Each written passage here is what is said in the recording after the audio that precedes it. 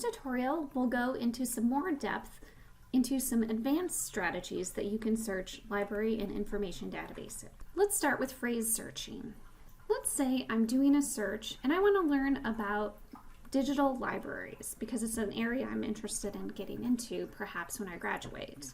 You'll notice I just did a simple search here, but as I scroll through, I'm starting to notice that some of my results are not that relevant. So why did this result come up when I did a search? Well, if we open the record, we can see that the word digital is mentioned in regard to resources, and libraries are also mentioned in other parts of this record. This is because we just did a keyword search. When you do a regular keyword search like this, it will search for the word digital and the word libraries, but not necessarily together. So if I want to search specifically for digital libraries, I could put those words in quotation marks, and you'll see right now I have 10,000 some results. But once I add those quotation marks, which searches in the database for only records that have those two words right next to each other in that order, it cuts my results in about half. Now, this isn't always a necessary thing to add to your search, but if you're noticing irrelevant results and you're searching for something that might be more thought of as a two-word phrase rather than a single keyword, try putting quotation marks around it. Next, let's talk about something called truncation. This really can come in handy sometimes. For example, let's say I'm doing a search and I want to look at how libraries promote information literacy. So I do a search and I get 7,219 results. You know, that's quite a few amount of results, but it occurs to me that if records contained words like librarians or librarianship, those would be relevant too. Maybe I should incorporate those into my search. Well, actually, with truncation, you don't have to type all those words in. Instead, what you can do is brainstorm all the words that are related in spelling and have the same sort of root word to them. And you want to look at where do the words start to diverge? Well, we can see here that after that second R, that's where the words start getting different. Well, what you can then do is instead of searching all of those words with or in between, you can shorten your search to just placing an asterisk where those words start to diverge. Let me show you how that works. So let's go back to my search. As you remember, I had around 7,219 results, and now I'm going to try that truncation. And as you can see, that added quite a few hundred results to my search. Now, again, you're not aiming for upwards of 7,000 results, but just keep this in mind as a little shortcut you can use when you're searching. Next, let's talk about subject searching. Let's say I want to do a search to look at the ways that academic libraries are encouraging and educating students to be involved civically or to vote or to be aware of election information. So I might do a search like this, and I get a lot of results. And as I'm scrolling through and looking at some of the different records here and clicking on them, I notice that a recurring subject heading that's coming up is academic libraries. A little note about subject headings is that they're actually indexed by people who look at the article and are indicating that this article is mainly about one of these subjects. So let's say I wanted to do a subject search instead of a keyword search. What I'm doing with a subject search is only searching for academic libraries in the subject field, not in any of the other fields in the record. In order to do this type of search, you could select subject terms from the drop-down menu, but because subject terms are so specific, I often prefer to just click into the record and then click the link here.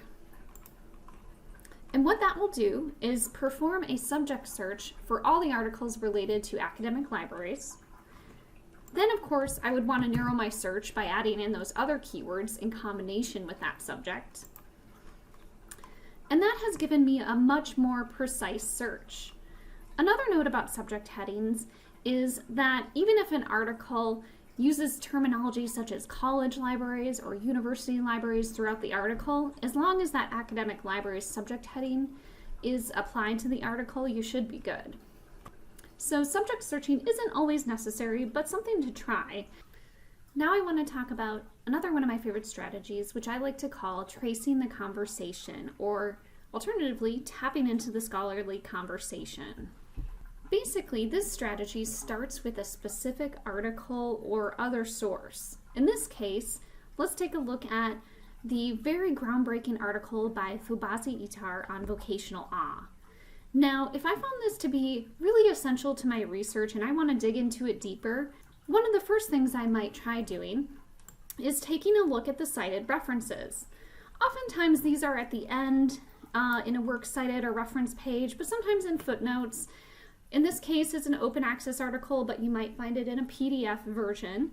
And what you can do here is actually look up specific references that were cited in this article and that influenced it. In this case, I might be interested in this article on emotional labor.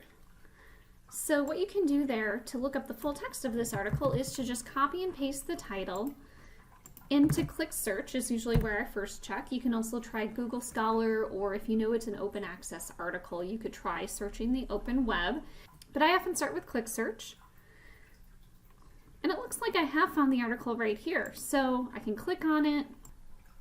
So in this case, I can click on the education database link here and get to the full text. But if you ever run into a case where we don't have it, you can always request it through interlibrary loan. Once I've finished investigating the cited references in this article and getting a good sense of what influenced this author, what I might do is take a leap forward in time and see, have other authors been influenced by this particular article? And one way to do that is to see if anyone else has cited this article. To do this, I'll copy and paste this title into Google Scholar. Now, one important note about Google Scholar is, though it's a website that, or excuse me, a search engine that you can access via Google, obviously, I recommend going in through the library website so that it can authenticate you and connect us to the full text access that we have through our subscriptions. In order to do that, go to the library website, click on article databases, and you'll see it under our favorite databases. And you might be prompted to log in at this point. Next, you can copy and paste the article title, and then from there you can see how many people have cited this article.